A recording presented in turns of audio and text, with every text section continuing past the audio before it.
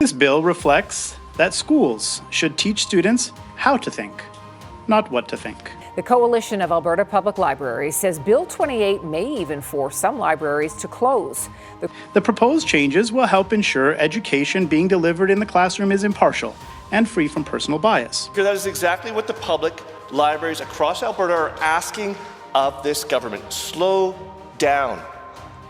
Consult meaningfully. School boards would be expected to stay focused on their core responsibilities and avoid taking positions on political or ideological issues that fall outside of their scope. Ensure that in trying to address the concerns that you may have, we are not creating many, many more. This is a politically centered podcast. Hello, everybody. My name is Jeremy Silver, and this is a politically centered podcast. And we are broadcasting here from the beautiful Medicine Hat Public Library, located in Medicine Hat. And sitting next to me here in person is the head of the Medicine Hat Public Library, Ken Feser.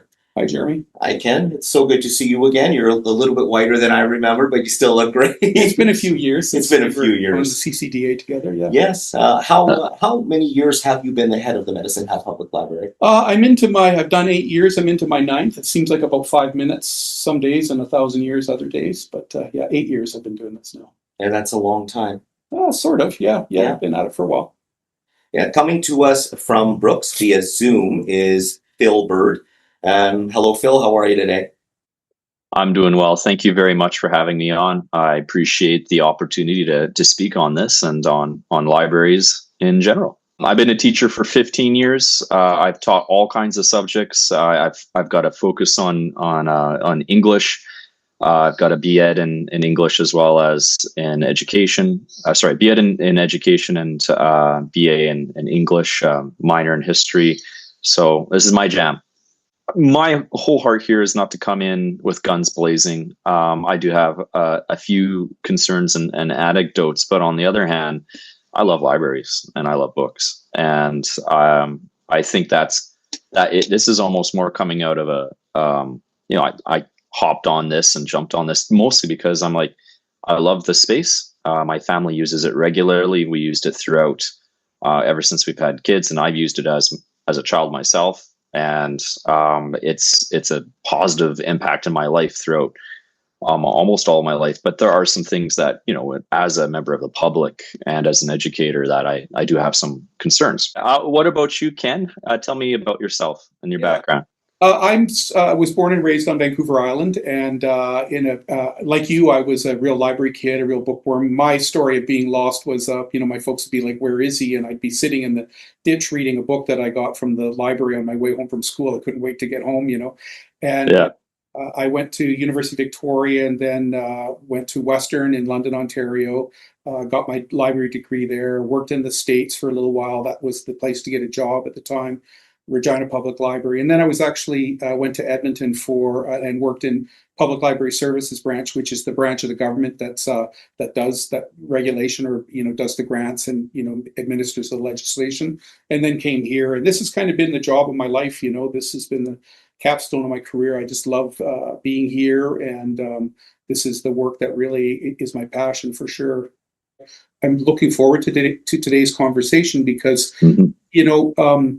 everybody's in their own bubble and totally want to connect and understand sort of, everybody in our community. And it's one thing we know about our library is that the people who love us really love us, but we don't have deep market penetration, and that's, I wonder, kind of, the silent majority or that kind of, part of the iceberg. I can't see what's going on there. And even how can I connect and offer service to folks like that?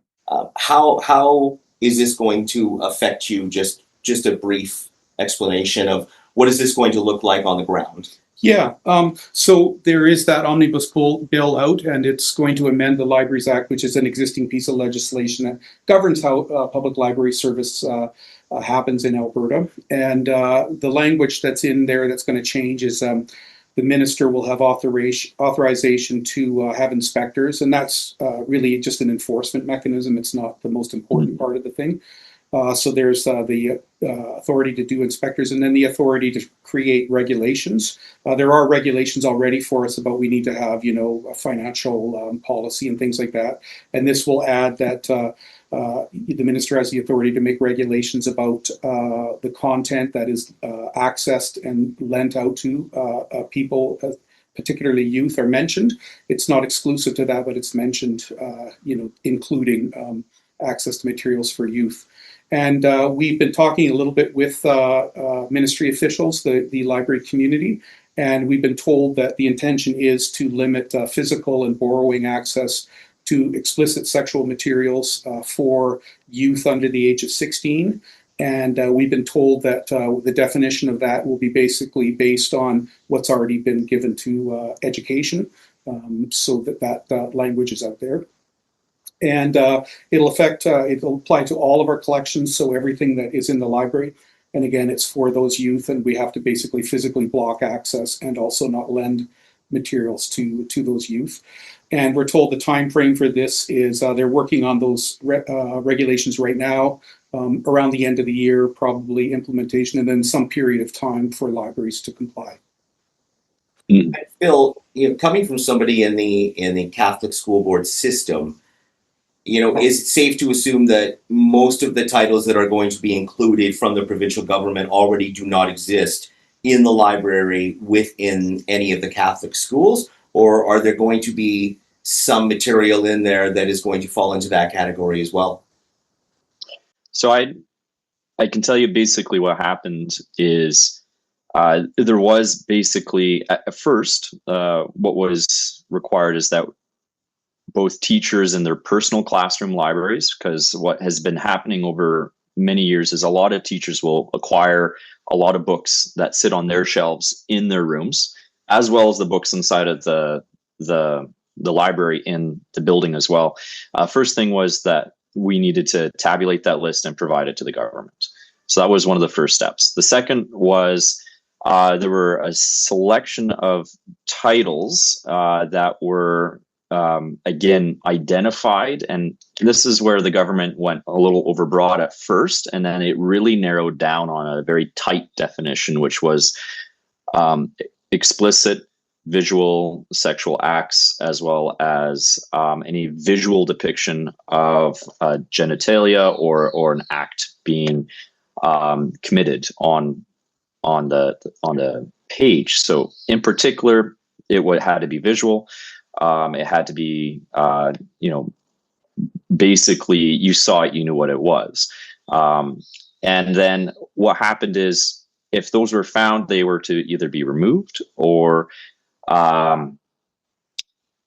depending on, that's basically removed from the classroom libraries and from the libraries in the buildings. So a lot of the pushback on that came from the early part of the bill, or the regulation rather. And we're talking not about the public library thing that's coming up, but the regulation that was with teaching and our schools. So the problem was the government went pretty broad, and there was a large reaction. Kind of phrase was malicious compliance, and so they put things like the Handmaid's Tale on that list and other things. Whereas what we ended up getting was this very, very narrow definition. And when we had that in staff meetings, when I looked at myself, I'm like, this is a pretty reasonable definition when it comes to what they're asking. Ken and Phil, I mean, starting with you, do either of you know who compiled the list? Like, who was responsible for creating the actual list of books? I'm curious. There is no list of books. I don't know about in schools, but in the libraries portion of this, they're not identifying a list of books. There's this criteria that says, any book that has, like Phil said, explicit visual depictions of sexual activities. So they're creating a definition of what is blocked, and there is no list of books. It's really up to, I guess we don't really know how it's going to be done, but probably up to the libraries to go through their collections. Is that how it worked in education, that you had to go through and build a list, Phil? Yes, but there were some titles that were singled out, and again, that list would have come from the Ministry of Education from Nicolaides and his branch of the government.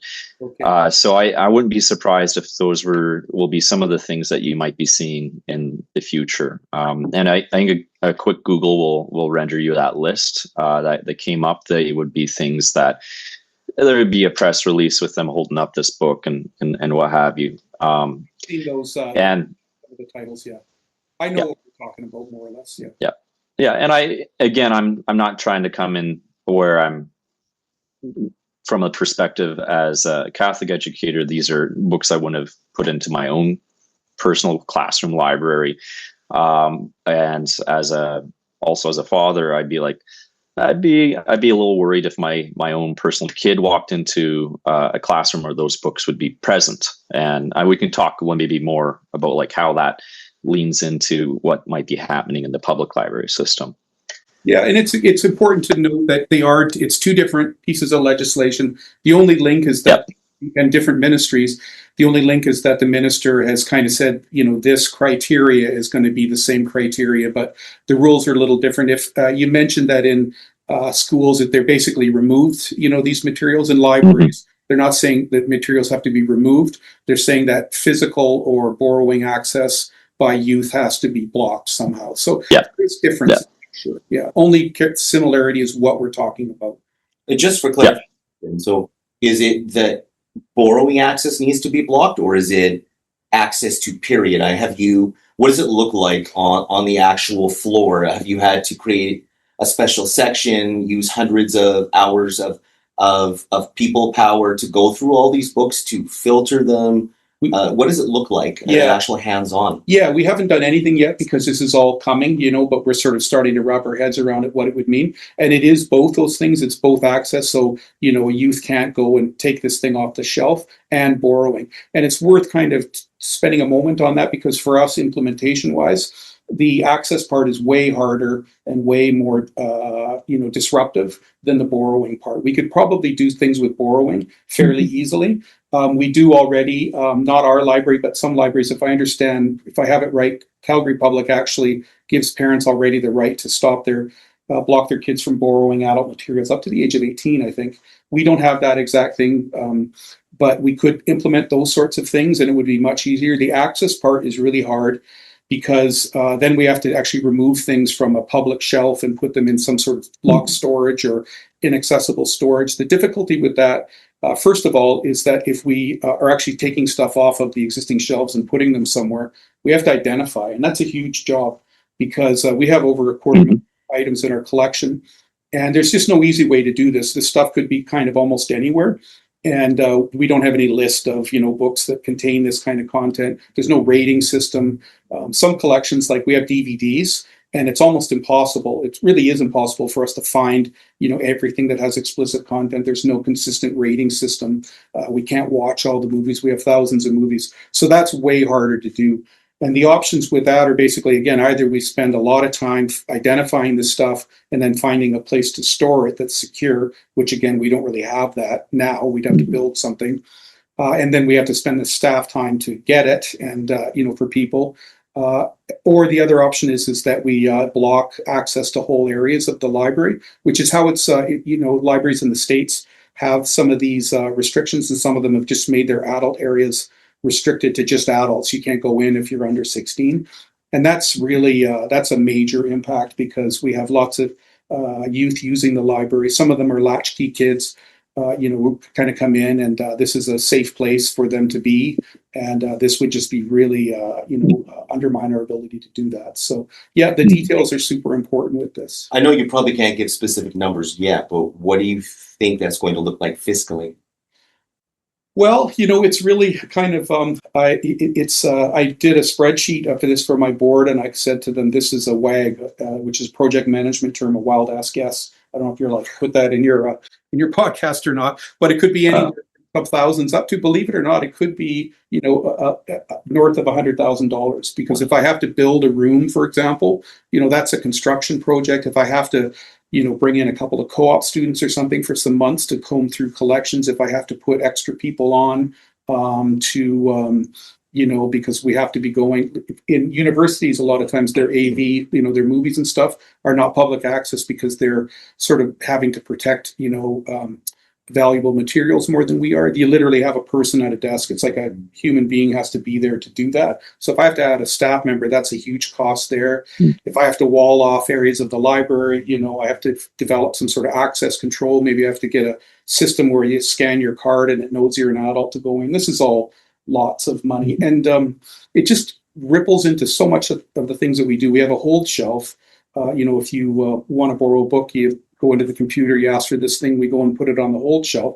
Well, that's an open shelf. Is that part of this? Do I have to put, lock that up? And again, how do we do access? We're just going to have to rejig so much of our business around this. And on a grander scale, if we're talking about the Medicine Hat Public Library, which from my perspective is a massive building, probably one of the largest in the city, how does that compare to the size of the libraries in Calgary and in Edmonton?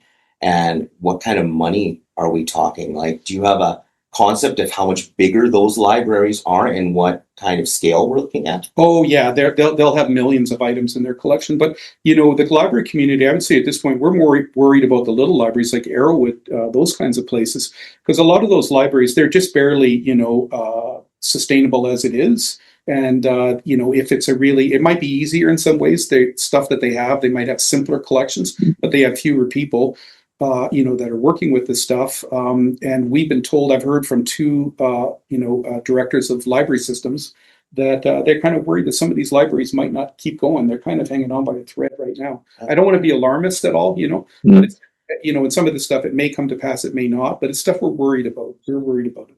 Phil, you mentioned that, you all had books in your classrooms that you would have to go through. I'm assuming your average Catholic school has a library within the school, correct? That's right. Yeah. So, is it just going to be going through and simply removing the titles and removing them from the school, or are you looking at something similar to what Ken is going to have to go through on a public library? So this is where I think we have to be. I do suggest, since we already went through this process, the process has already happened, and it did involve quite a lot of hours, and a lot of it was done by both teachers as well as EAs and staff members at schools. In the case of classroom libraries, teachers were just asked to take those books home. Were they in their collections, and then if they were in the library collections, they were simply tucked away or removed. I think one of the things is, I do worry that this is a little overblown, and I respect your position here, Ken, because we've already gone through this process in terms of taking a look at both like cataloging these books, as well as going and putting them to the side. I think a lot of it comes down to, well, not that the perspective here is we're trying to, burn books, but we're coming from the perspective that a child's access is different than, say, an adult's access. And part of it is, as an institution, as a public institution that is catering to everybody, I recognize those difficulties. I hear you. And I share that some of these things are real and they might involve a physical change layout. But I also think about things like some of this stuff already happens in a way. Like in our local library, there's a series that my son's going through, My Hero Academia, which is a manga collection. It's kept behind the desk, not because of content, but because it's so popular, it gets stolen. So that kind of thing is already, in a way, like it's already kind of happening on a day-to-day basis. Now, it depends on how big does this list grow. And this is where I think that constraint, again, explicit visual material and looking primarily at the graphic novel selection is probably what's going to end up happening.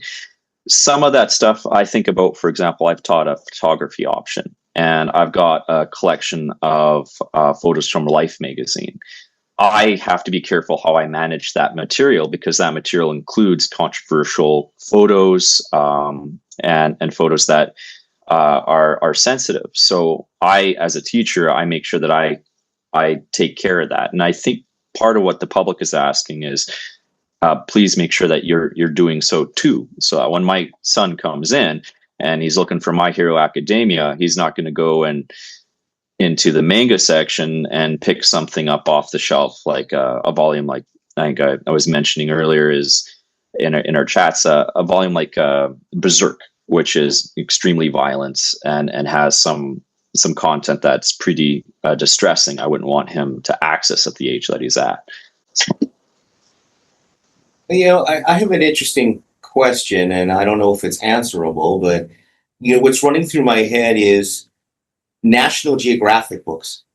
And the reason it's running through my head is I remember some National Geographic books, going through some of these ancient tribes and having pictures of them. And a lot of the women were not wearing tops. And there's no sexual implication there. It's just simply, that is how these people live.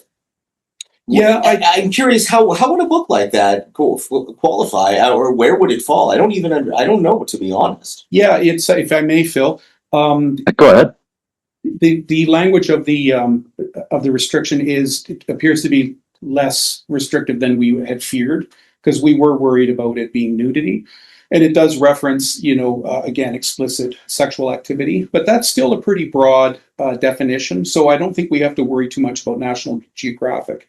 But there are lots of materials that I would say are very reasonable that could fall under this. And I've gone through some materials. I do have some books here and materials that I picked out. So lots of graphic novels. Some of them are quite graphic, but some of them really aren't. But they would have an image in there, that could be construed as being that. I should say that everything that we have in our collection, it's there for a reason. We don't have anything that I would call pornography that doesn't have, there's a reason why that's in there. It's part of a larger work, an artistic expression, an educational resource. And this is the kind of material, that you would find on Netflix. There would be lots of this material on Netflix. You would find a lot of this material in a bookstore in Chapters or Indigo. It's not extreme material, I guess. And, it's wanted by people in our community. And if I could just say too, there is a huge difference between a public library and a school. Schools are, in charge of the kids. They act in a parental role of kids when they're in their, within the walls of the school. Libraries are not that way. Public libraries are open institutions. All kinds of people come into public libraries. A public library's probably got more in common in a way with a city park than it does with a school, because literally anybody can come in here. That's almost the whole point of the place. And so, we do have children's libraries, and I think they should be. We aren't even in loco parentis, in a parental role in the children's library, but there's, is a reasonable expectation that those spaces should be tailored for kids and should have content that is for kids. But our adult collections, that's not really how they've been set up. And we have a whole range of stuff. There's some explicit stuff in there. There's some ideas that are controversial in there on all sides of arguments. And that's kind of the point of public libraries. Public libraries are like sometimes they're called a people's university. They're a place where you can come, where you can see a wide range of materials, ideas, positions, opinions.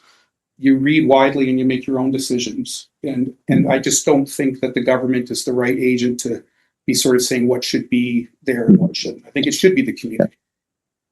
Bill? Yeah, if I could, yeah. So I'm gonna agree with you about 80% of the way there, Ken. And I appreciate what you're saying, especially about the adult collection. And I also know as a teenager when I was growing up, some of my those formative experiences in the library where I would have my first.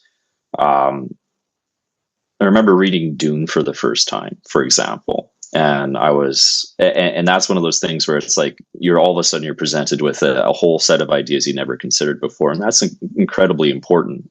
And I think someone like myself isn't looking to take away that from anybody. In fact, I want everyone to have that kind of experience.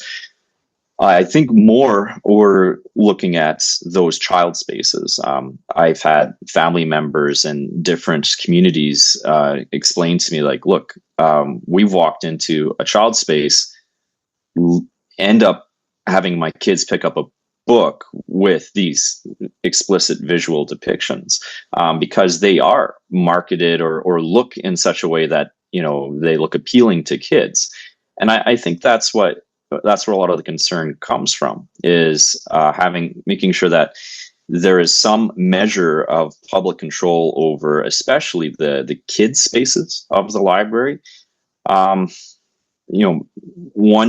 week I remember walking into the Brooks Public Library, and again, I think this is so tricky because I understand it's a public space, but right on the end cap facing anybody who walks in, and the primary user in Brooks, of the person who walks in and out of there, is youth. It really is. But the book was about female genital mutilation, and it was like right at eye level. And I'm like, no way do I ever want to take away from someone wanting to talk about that experience and those human rights violations. That's an important book to have in a collection. Is it appropriate to have it at eye level for someone coming in and, someone not quite developmentally ready for that kind of knowledge, having easy eye level access at it? That's interesting.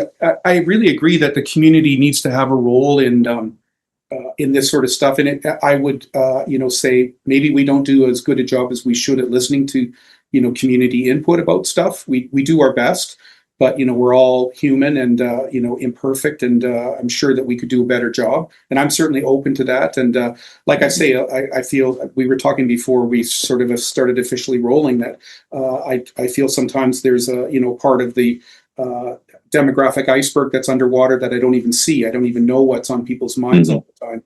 And I wish that I could find that out more and be more responsive.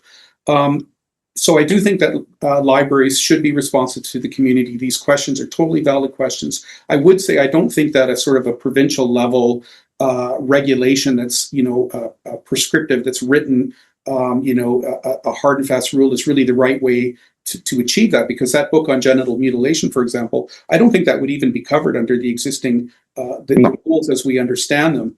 So, and yet other stuff that is actually really good content will be covered under that. One of my favorite graphic novels is it's called Ducks. It's a story about a woman's experience going up to the oil sands, out of Fort McMurray, and kind of her experiences there. It's a beautiful book. It's such an Alberta story.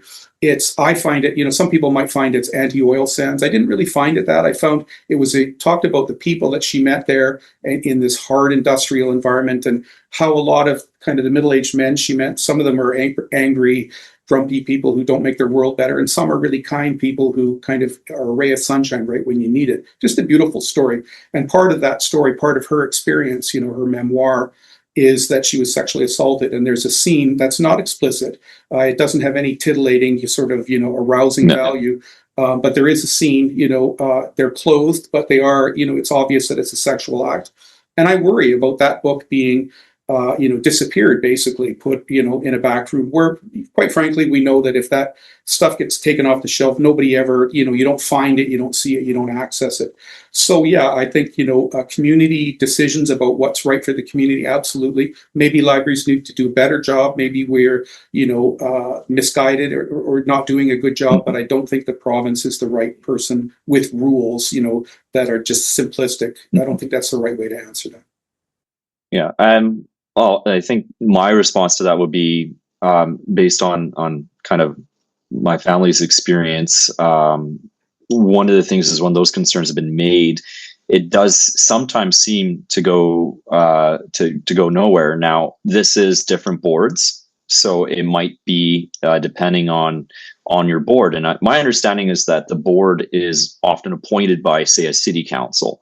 Always. And so there is a certain amount of public accountability, but on the other hand, it does seem maybe there's an opportunity here for a little bit more for the public to be involved. And I read the statement on Bill 28, and I understand that things like public voice surveys and so forth do go out. But I think you are right in identifying there is a bit of a silent majority that's out there that wouldn't take a survey, that would walk into a situation where, you know, something that is accessible to, I say, a 7-year-old at a graphic novel section, and they go on to the other side of the stack, and all of a sudden they're into territory that is not appropriate, perhaps for that developmental stage.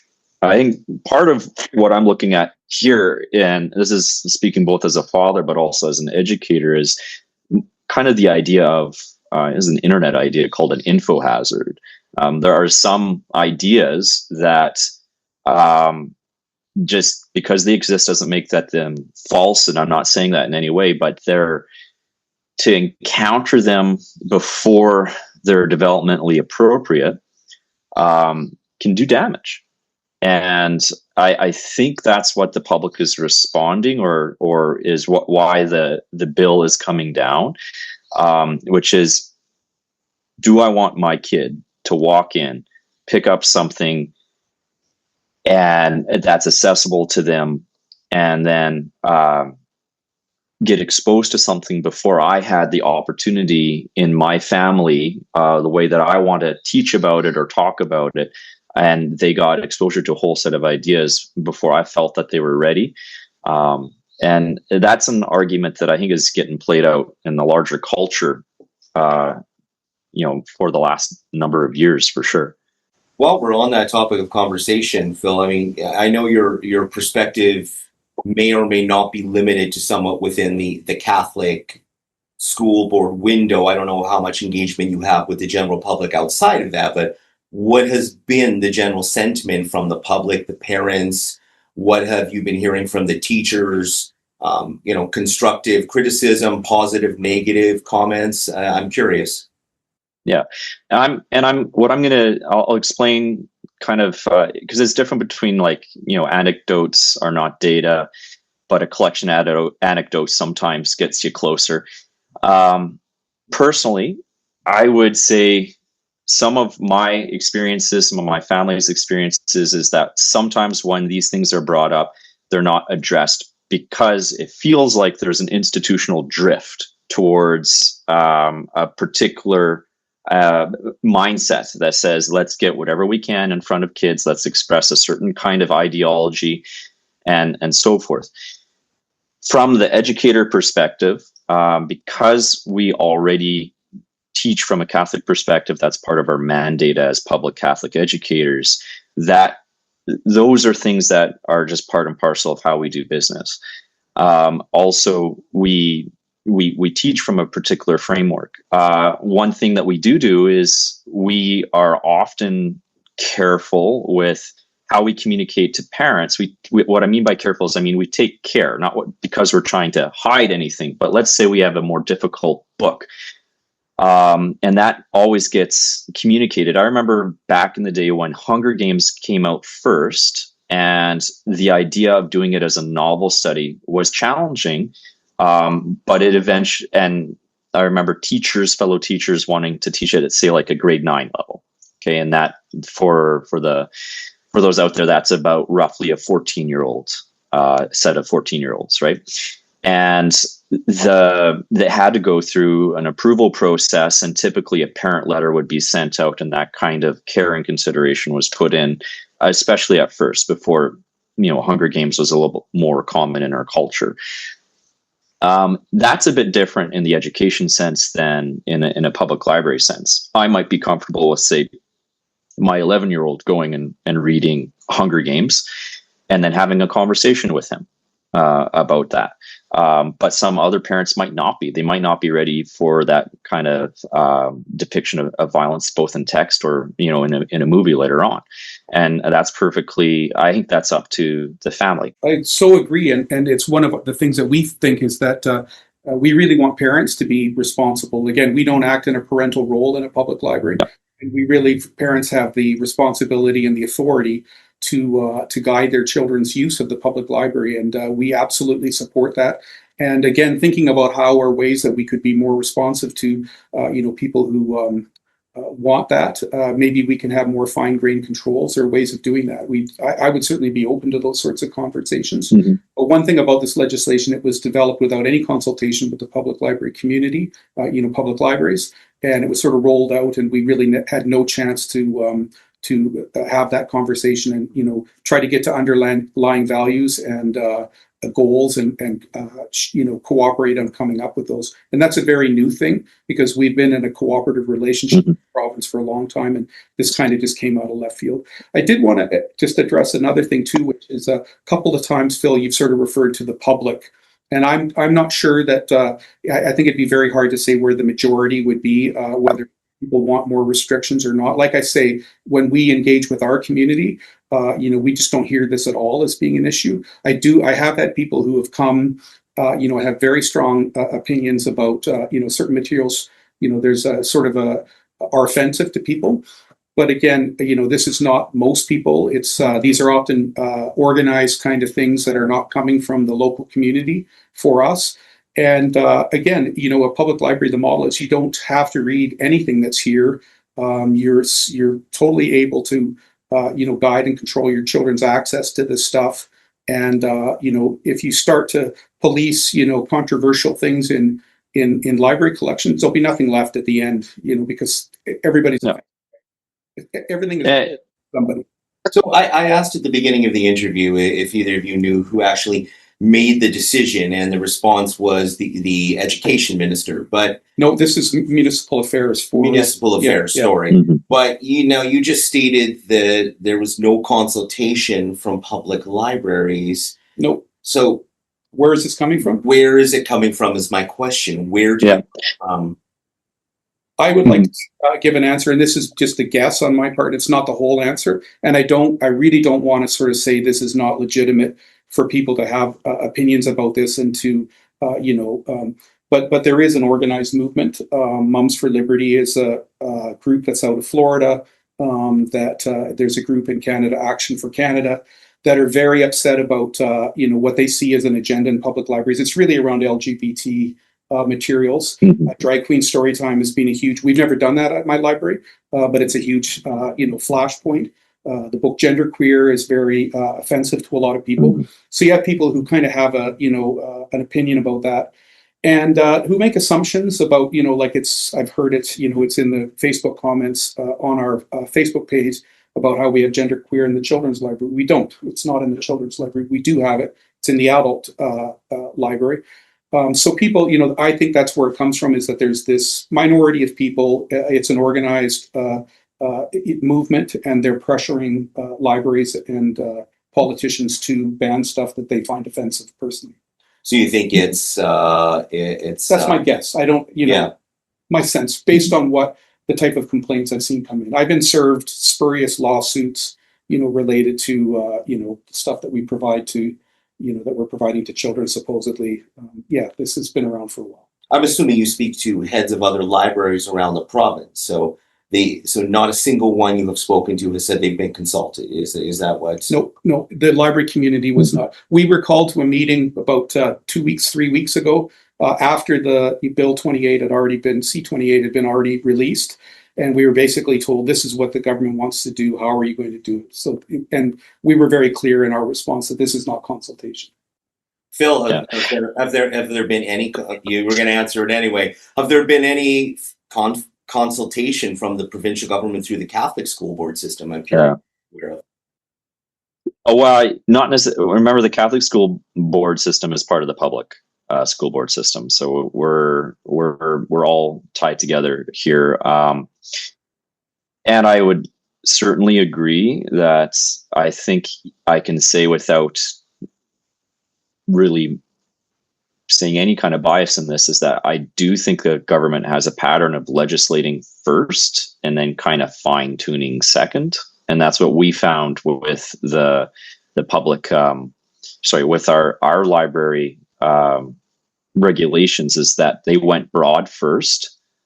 And then they realized kind of after the fact, oh, this has second and third order consequences. let's tighten it up. And I would say, yeah, absolutely, a little bit of consultation would go a long way. And I think there is middle ground here especially for a podcast such as the Politically Centered podcast, where we can say something like, you know what, absolutely, let's take a look at ensuring very specifically this category, narrow category of probably just graphic novels. Let's put that in this collection over here, and ensure that the kids' spaces stay for kids. I love that. And I really, let's find a center ground for sure. I think I mentioned already that controlling borrowing is a lot easier for us than controlling access. Controlling access just creates so many unintended consequences, I think. I think too, I don't know if I mentioned it earlier, but I have no problem with advisory notices, like parental advisory on some collections like graphic novels, adult graphic novels. Absolutely. Maybe there should just be something there that says there's lots of, strong adult content here, including explicit sexual and violence too. That's another quality in there that I'd be careful if I had kids, young kids. There are, so things like that. It's not just graphic novels. I have one here, not to wave a prop around or anything, but this is an art book, Masterpieces at the Metropolitan Museum of Art. There's a couple pictures in here that this would definitely be banned. This would be put on a back shelf or somehow controlled. And I know that's not the intention I'm sure it's not the intention of the government. And again, if we could just, work on this and come up with better ways to address those goals. Libraries want kids to be safe too. We absolutely do. We do have some different values. We think intellectual freedom is very important. Just any talk of banning books is very worrisome to us. But we do have underlying values that we share. We want kids to be safe. And I'm sure that we could work together on coming up with that. And Phil, I'm actually really reassured in a way when you kind of say, that it came in broad and it was narrowed. I really hope that happens, and some of my fears, maybe this won't come to pass. But so far, we haven't seen any of that flexibility. When we were at this meeting, we were kind of, the libraries were sort of negotiating against themselves. The province was there saying, well, how are you going to, make concessions and do this? And there was no, apparent flexibility on the other side. So I hope and I wish we could have a conversation like that. Absolutely. I hope so too. I don't know. Is there any other thing that you wanted to kind of dive into here, whether it was specific titles or whether it was any other perspectives, Jeremy, that you wanted to make sure we covered? Yeah, there is one other question, and we'll start with you. Is do you feel, because I see a lot of the LGBTQ plus community screaming bloody murder online, do you feel they are being unfairly targeted? No, I maybe even overspoke when I kind of said where I think the genesis of this whole movement or of this worry comes from. Because again, I do not want to say that it's not legitimate to worry about your kids in libraries and any other public space, and we should do what we can. I guess I do think that there's people who think that we are somehow, Phil, you mentioned ideological bias. And it's so hard to not have ideological bias. It's almost impossible. I mean, no matter what you do, there's always an element to that. But we try really hard to be neutral. That's kind of our whole goal, is we want to collect, material that's on all sides of every argument. We have lots of Christian inspirational fiction is one of the most popular collections in our library. People love that stuff. They eat it up. Some of it's pretty spicy. That's okay. We don't mind. So we try to have all the stuff out there. We do, have LGBT, gay and lesbian, whatever the term is. I don't even know what the right term is anymore.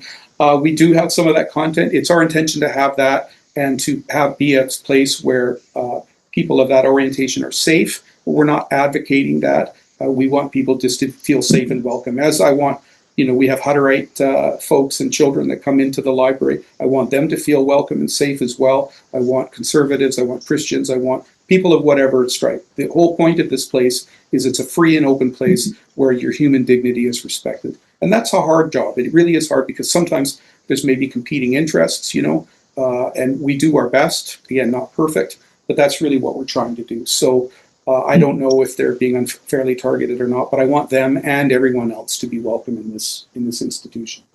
Phil, what are your thoughts? Yeah, and I think you said it beautifully, Ken. I do think where my concern would be is where one group appears to be privileged above another, and whether or not it was like the incident a couple of years ago at the Calgary Public Library with Drake Queen's story time, where we had someone who was protesting that, and I was eventually acquitted. And I think what would be interesting in that sense is it felt like that person's protest of that particular situation, you would have that silent majority be more on the person protesting than on the event itself. And I appreciate that you're responsive to that local community, that we've got everyone from conservatives, Christians, Hutterites coming in, as well as LGBTQ individuals. And I think what it is when it comes to raising children, you want to be about as clear as you can, and you want families to make those choices, not necessarily a public institution.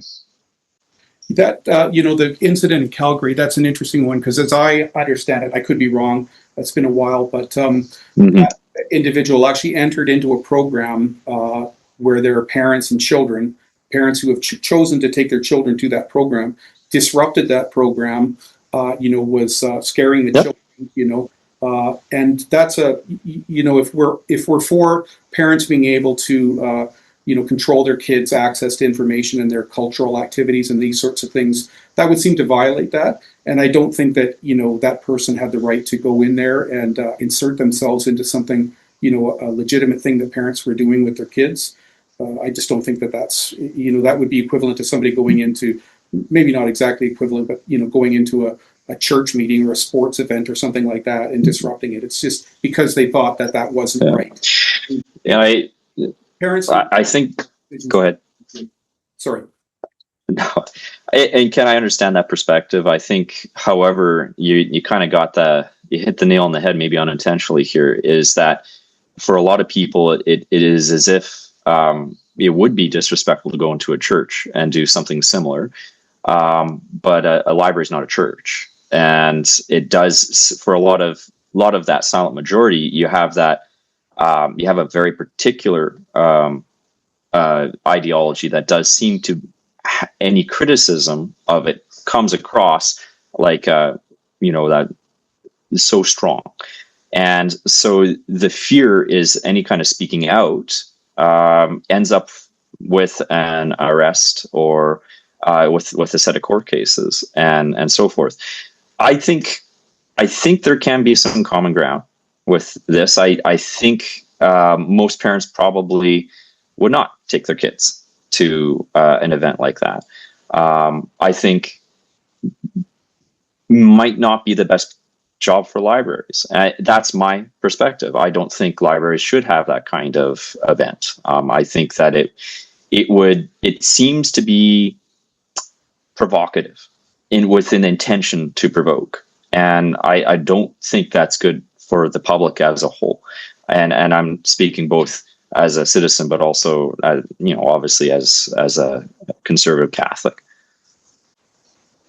Bill, you mentioned, you alluded to something earlier that I can't remember exactly what you said, but one of my last questions is, do you feel that Premier Smith is speaking for the majority of her voting base or the vocal minority? Because it's one of my pet peeves. I know it's a hard question. It's one of my pet peeves that as a whole, we've become a society that wants to appease the loudest, screaming, most obnoxious, annoying people. And in the process, they'll be squeakiest wheel gets the grease, and the rest of the people who are easy to get along with are not getting to speak up because we're so eager to stop them from screaming at us. Do you feel that that may be what's happening in this case, or do you think she genuinely speaking for her entire conservative voting base? I think she does speak for her voting base, actually. I think the other thing I would say, and this is coming from maybe not a centrist point of view, but I would say this, is as far as the politics is concerned, it's whoever shows up that generally, gets their way. And I think people are welcome to go and say join a political party, vote in a UCP AGM, and get a proposal on the floor. And not everyone. And I get that that's more on politics. I feel like that's a completely different kind of podcast. But I do think she's got some pretty strong public support. I think she is following through on what her voting base has asked of her, and what the party has asked of her as well, for the most part.